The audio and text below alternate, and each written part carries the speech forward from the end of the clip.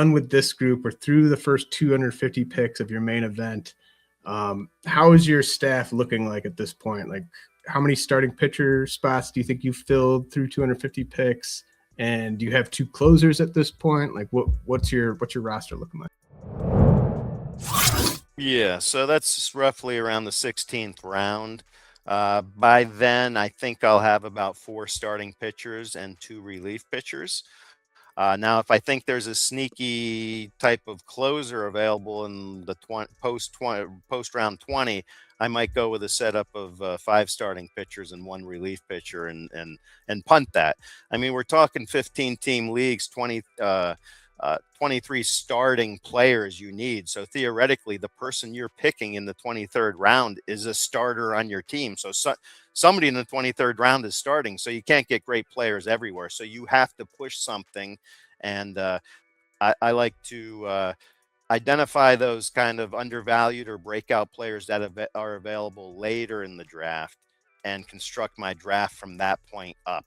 I want to know who I can get later that's going to be very valuable. So in your example where you're asking about pitching, if I can find somebody I think who's going to be closing and getting a majority of saves in post round 20, I don't want to take my second closer early. I want to wait and roster that guy. So that's kind of my thinking when it comes to constructing the pitching staff.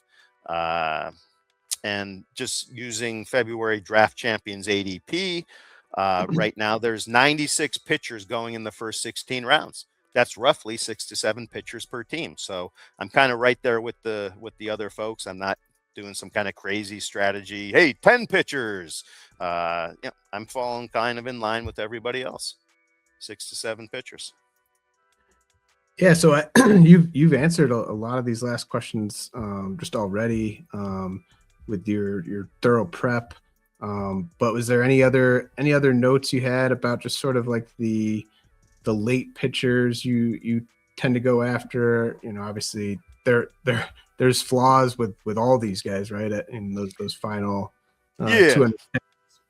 Yeah, so I just suggest to your audience when you're looking at the late end starting pitchers, you're going to drop most of those guys anyways. So why not get usable guys? So map out the first month of the season.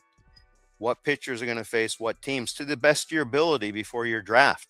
Don't draft a late starting pitcher who's got 3 horrible matchups in the first month. You're not going to use them. You're probably going to either put them on your bench, tying up a roster spot, or you're going to end up dropping them anyways. So that would be my suggestion for your audience. And I need to do a better job of that myself this year and mapping out the first month of the season as to who's going to, what pitchers are going to match up with against what teams. So I mean, anyone who's looking to do that, the Rotowire projected starters grid, YouTube 15, if you want to check that out. But yeah, what else do you got?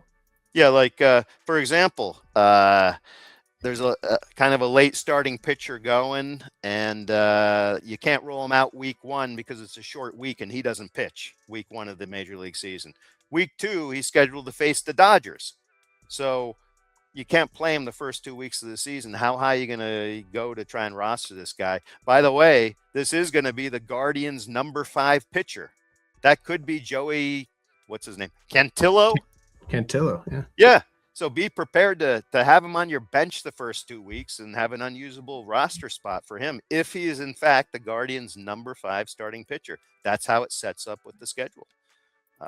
So that would be my suggestion for your audience when it comes to late round starting pitchers. Yeah, well, I'm a fan of Joey Cantillo, and fortunately, you don't have to take him as one of your top 9 pitchers. But yeah, that's definitely good to point out. And one of my questions was just going to be like, how much do you look at that early season schedule? And then how much do you like you talked about like if there's a closer spec you like say like in like round 23 that's going to affect whether or not you take a second reliever before then. But then do you like to take a couple more relief darts like with like your final picks, or are you typically going in with like 2 relievers and a bunch of starters? I mean, if I have two legit closers, I'll either have 0 or 1 closer spec play. Again, roster spots are gold. I'm not tying them up with unusable pieces on the chessboard here. So if I have 1 legit closer and 1 suspect closer, uh, I'll take 1 or 2 specs. I permit myself to do that. The best guys I think that'll have some early season saves. But I can't stress it enough. Roster spots are at a premium. Don't waste them on unusable pieces. Awesome stuff, man. Anything else in your notes that we didn't get to? Let's see. Well, I got an interesting stat here. I mean, not that this is a bold take, but maybe that I was kind of surprised to see, but I figured I'd drop it on your audience here. So in the second half of last year, 7th round fantasy darling Jeremy Pena had a contact rate of 70.8%, 70.8. 9th rounder Joe Adele was 73.6. One of these players is mispriced in my book. Okay. Everybody looks at Jeremy Pena's strikeout rate as being very low, which it was, but his contact rate says regression is coming this year. So, found that interesting. Joe Adele actually had a better contact rate the second half than Jeremy Pena. Does that surprise you, James? Well, I knew Joe Adele's contact rate. I did not know Jeremy Pena's second half contact rate. So I knew, or at least I've been thinking Adele is mispriced. I think he should be going a round or 2 higher. Mm-hmm. And I just don't.